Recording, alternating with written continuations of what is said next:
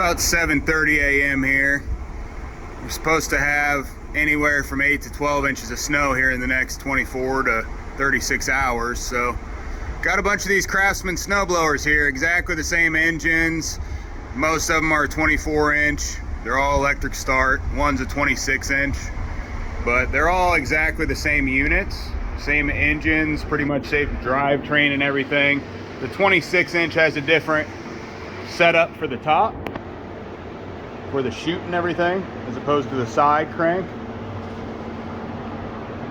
But again, they're all exactly the same engine. So I'm gonna go through these, show you how to diagnose them, figure out what's going on with them, and get them back running again. So I'll go ahead and lift these all up here. I think I might just do them down here. Let's see. Yeah, that'll be nice and easy. Got a little bit better of an angle here on everything, but basically, first thing you want to do before you mess with anything or try to start anything is check the oil on it. You want to make sure it's good after you wipe it off. And check it. So what we'll be looking for is we always look, oh wow, it almost look like it's up the back again. So you always look and you want to see if it's wet all the way up. It almost looks like on this that we got some gas in the crankcase.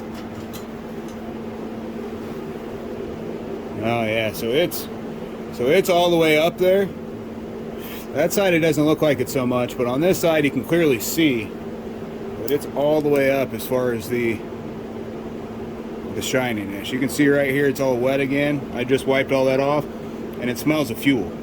So this thing is, the carburetor's failed, and what it's done is it's allowed the fuel to get all through the crankcase.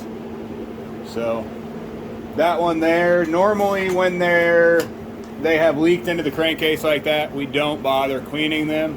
We don't like to take the risk of it leaking again. It's a pretty dangerous thing. If it leaks in a garage or something like that, it can catch on fire, you know. I mean, I'd just rather not take that chance with cleaning them if they've leaked into the crankcase before.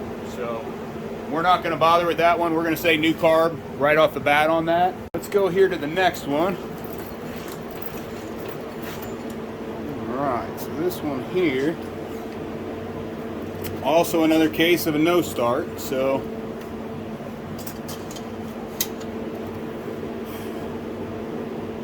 looks like the oil on this one is in good shape. Check it one more time. So if you don't have a spark tester, obviously you can check it against the block. It's kind of a little more difficult if you take the plug out and hold it against the block while you're pulling it over. You know, you should be able to visibly see spark. If you have a buddy help you, it definitely helps. But here we like our check spark. It works nice and easy. You can just see exactly whether you're getting good spark or not.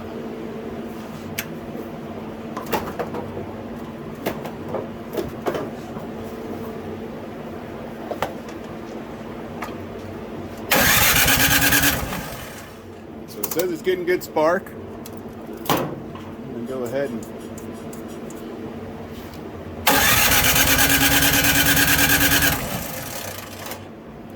I don't get anything out of it.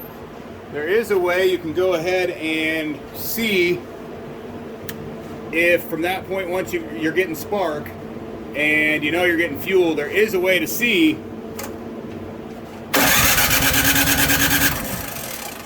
if it'll start and it'll run once you clean the carburetor if it's a fuel issue. So you just take the 4 bolts out of the front with a 10 millimeter. Apparently I'm going dead on that one. I've got another one handy here.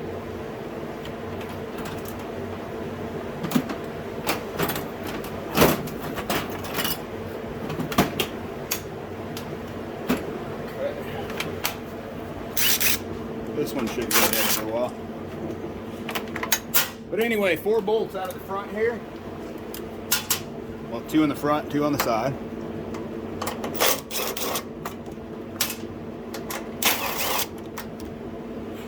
And then what you do is on the top here, for your choke, you just lightly pry up. So just barely pry up. I know it's kind of close to the top of the screen, but just barely pry up and that'll fly right off. You want your choke piece here right in the middle right in the middle of the choke, you'll pull out just a little bit to get that off and up. So up and then out.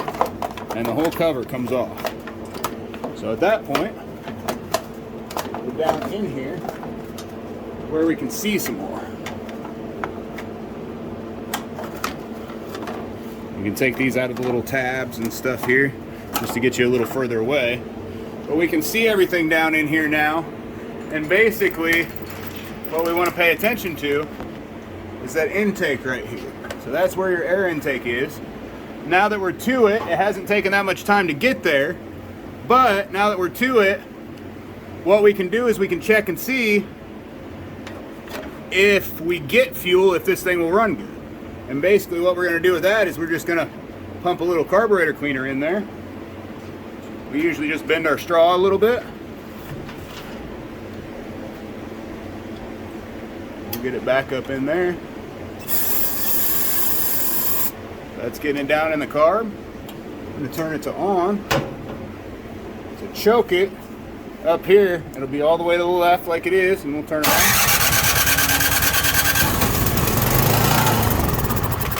So it did start there. We already knew it had spark. We knew it had good oil and everything. We just basically bypassed the carburetor there to make it run. We essentially used just the carburetor cleaner right back in there. Just spraying it real good. And having everything to the on position. Seems to run just perfect if it's getting fuel. So we've obviously got a carburetor issue here. If you need to clean the carburetor on the thing, see our other video. We've got one that goes in depth on this, on how to clean the carburetor. This one here, let's see what we got. So, looks like this is a 26-inch. Looks like the oil's in really good shape here. I don't see any issue with that whatsoever. And this one I believe says it starts but it surges.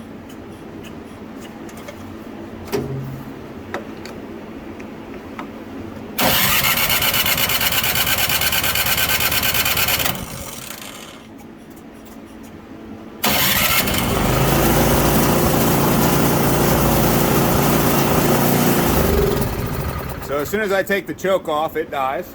So that one there is also going to be a carburetor issue. So with that, if you need to clean the carburetor again, I've got a good video on that, on cleaning it. We've got one more over here. Same kind of deal. Just exactly what we need.